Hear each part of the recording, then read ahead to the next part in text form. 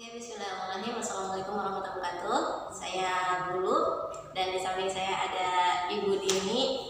Beliau adalah pemilik dan pendiri salah satu bimbel di daerah Ciangsana, Gunung Putri, Bogor.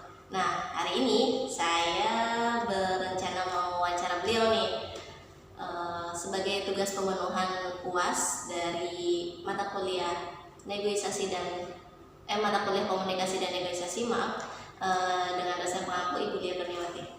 Oke, Bu Dini, gimana kabarnya? Alhamdulillah, sehat. Alhamdulillah. Apa nama ininya, Bu? Lupa saya nama lembaganya. Nama lembaga kita adalah Latansa. Iya. Calistung Latansa ya? Ya, jadi di lembaga kita itu adalah lembaga bimbel, tapi lembaga bimbel di situ bukan hanya untuk anak usia SD, tapi juga ada anak untuk usia TK.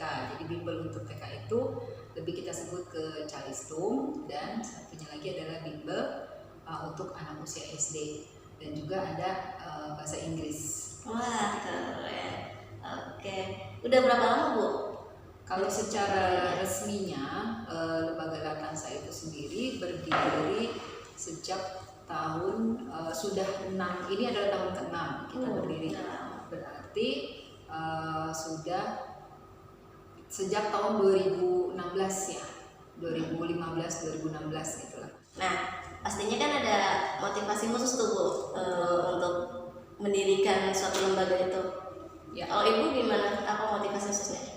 Motivasi saya adalah untuk membantu siswa-siswi usia TK dalam hal belajar membaca, menulis, dan berhitung, karena ketika yang mereka dapatkan dari sekolah itu sudah pasti tidak cukup. Jadi saya adalah untuk membantu orang tua murid, membantu anak-anaknya untuk belajar Calistung. Seperti itu motivasi saya pada awalnya. Bagus sekali, Masya Allah. Boleh dong, Bu, ceritakan awal mula berdirinya gimana? Ya, jadi Rumah Belajar Latansa itu awal mula berdirinya adalah ketika saya setelah mengajar di siang hari, setelah jam mengajar di TK, saya tidak ada kegiatan. Lalu ada beberapa murid TK yang menginginkan belajar di rumah saya.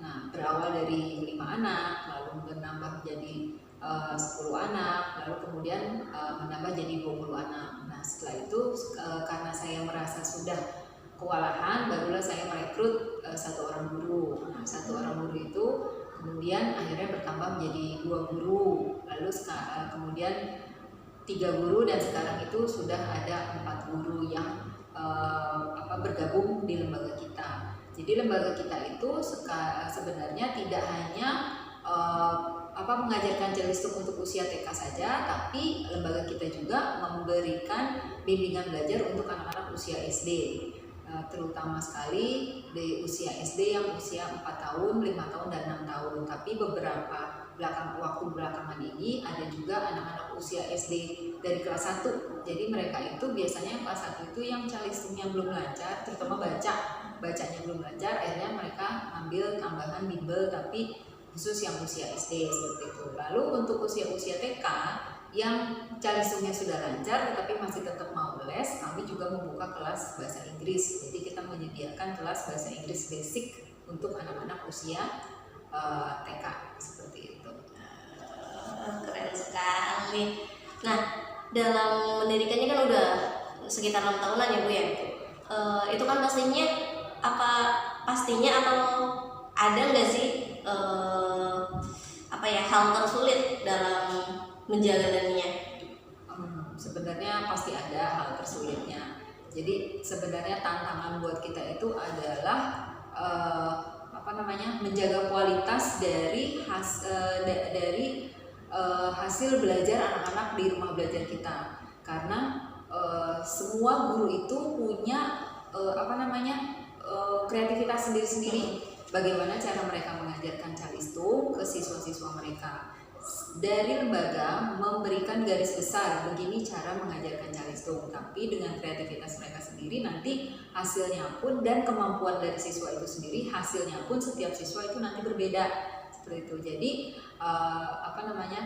ketika nanti sudah di akhir pembelajaran di akhir tahun ajaran, nanti kita akan memberikan sertifikat kepada siswa ketika taraf calistung atau target calistung yang kita harapkan sudah mereka capai, seperti itu. Nah, terus kesulitan yang kita hadapi adalah diantaranya yaitu satu tadi menjaga kualitas anak-anak selama belajar. Terus kemudian yang kita hadapi lagi kesulitannya itu adalah mereka memotivasi orang tua untuk terus membantu anaknya di rumah.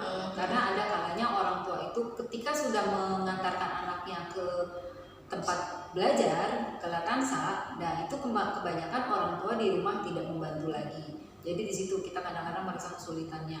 Jadi ketika anak misalnya sudah sebulan, 2 bulan atau berbulan-bulan ikut belajar di tempat kita, tapi kalau tanpa bantuan orang tua murid di rumah, itu tetap hasilnya akan tidak maksimal seperti itu. Walaupun kita punya target misalnya 1 tahun anak ini bisa menyelesaikan buku yang sudah kita berikan, tapi karena orang tua tidak membantu di rumah, nah itu biasanya hasilnya pun tidak sesuai yang kita harapkan. Kemudian kesulitan yang ketiga adalah dari pribadi anak itu sendiri. Ada kalanya pribadi anak itu yang ketika belajar dengan gurunya mau, tapi belajar di rumah dengan orang tuanya sampai orang tuanya marah atau apa, tuh anak nggak mau belajar sama orang tuanya, nggak mau baca di depan orang tuanya. Tapi kalau sama gurunya mau, itu kesulitan yang kita hadapi. Di antaranya itu aja sih.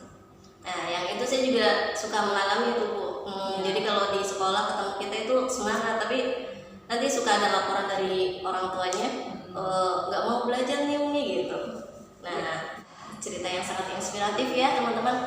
Nah, boleh dong Bu Dini berbagi saran atau motivasi untuk kita nih anak-anak muda agar bisa menyelenggarakan lembaga di luar sekolah gitu.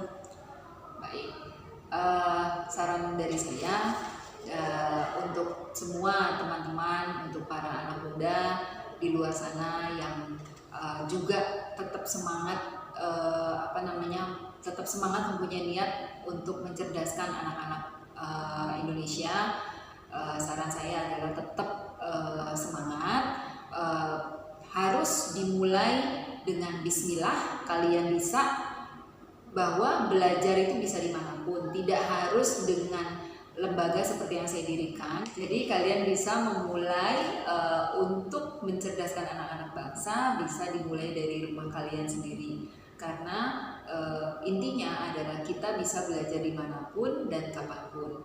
Dan jika kalian semangat untuk berpartisipasi mencerdaskan anak bangsa, harus diawali dengan niatan yang sungguh-sungguh, bahwa kalian juga semua bisa melakukan apa yang dilakukan oleh orang lain. Itu saran dari saya. Terima kasih Bu Dini, Masya Allah, semangat teman-teman. Kita pasti bisa mendirikan atau menyelenggarakan lembaga di luar sekolah, insya Allah. Amin. Oke, sekian dari saya. Terima kasih untuk yang sudah menonton, semoga bermanfaat. Assalamualaikum warahmatullahi wabarakatuh.